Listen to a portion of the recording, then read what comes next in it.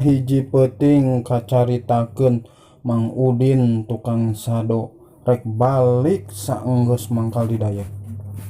Pas keur di tengah jalan, Mang Udin nu keur mengendari kuda supaya baik jalannya, ningali aya awewe keur nangtung di sisi jalan, bari make baju bodas, bari buukna panjang nepi ka bujurna.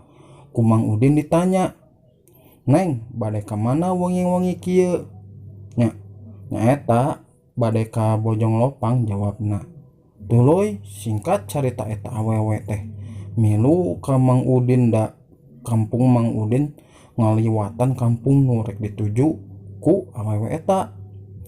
Pas nepi ka Bojong Lopang awewe eta turun bari ngasongkeun duit 20.000. "Ah, Neng sawios atuh," cek Mang Udin. Si awewe eta teu loba carita bari init kana rungkun anu poek.